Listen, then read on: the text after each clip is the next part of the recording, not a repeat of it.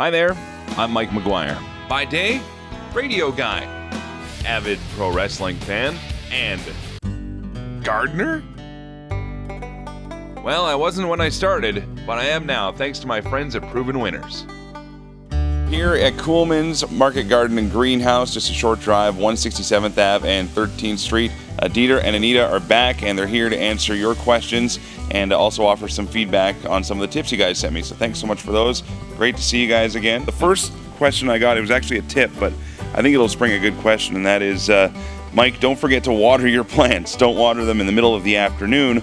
Water them early in the morning or at night when it's cooled off. That way the water won't evaporate. That's from Leah. Does that make sense? Yeah, it makes good sense. And also it gives a chance for the leaves of the plants to dry off during the day.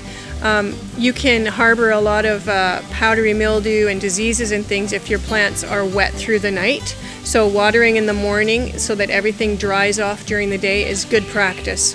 The main thing is you water. Don't forget to water. Our humidity is generally very low in the Edmonton area, so that really works for you. It's just when we get really heavy rainfalls, humidity all of a sudden comes up, and then you do get into where you could have some diseases build up. Since you brought up the rainfall, this doesn't have so much to do with flowers, but Shauna sent a great question. Here in Edmonton and across Alberta, we got a lot of record rainfall, and all the rain in the area made mushrooms show up in Shauna's lawn. Should she pull them, or is there a better way to get rid of them? No personal knowledge as to how to get rid of them other than pull them out.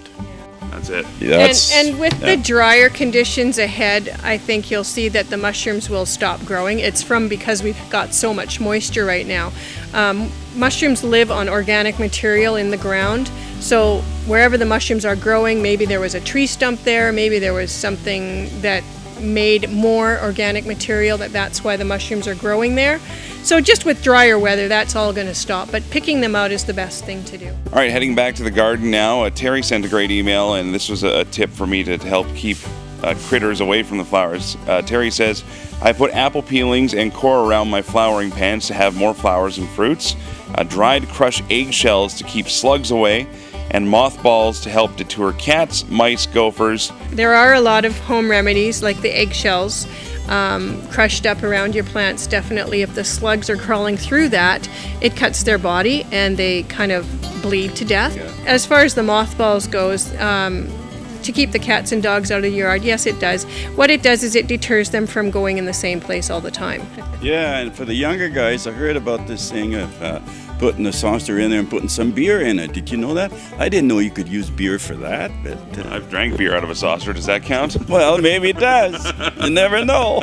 I guess beer attracts slugs. It does. They fall in. Oh boy, don't I know it. They fall in and drown is what happens. Well, yeah, fall in. That's what it is, eh? Brian wants to know, I had a lot of weeds in my garden. I pulled as many as I could and sprayed the rest. How long should I wait before putting the plants in the ground without killing them? Well, I would think that as soon as you see that they're starting to really brown off, which is about 10 days, you should be able to start planting. Yeah, you want to just clean those dead weeds away after the chemical has taken its effect, and then you work up your soil and you can get started with planting. As far as I know, those herbicides don't really go in the soil. The plant takes it up through the leaves, and so it doesn't really contaminate your soil. So you can go ahead and plant afterwards. Last but not least, a great question from Amanda, one that I think we can all relate to at least one time in our life. I know that's what I was thinking when I started this whole thing. Amanda says, I kill everything I touch. What kind of plant would you recommend for someone like me? Well, I always recommend for customers to start off slow and careful. Pick the things that are tried and true, petunias, marigolds, supertunias for hanging baskets.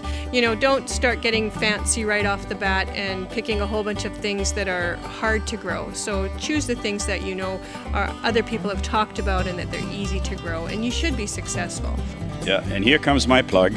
A pinch of fertilizer into every watering can. Every time you fill the watering can. Never take ice cold water to water your plants. Just like we hate cold showers, plants do too.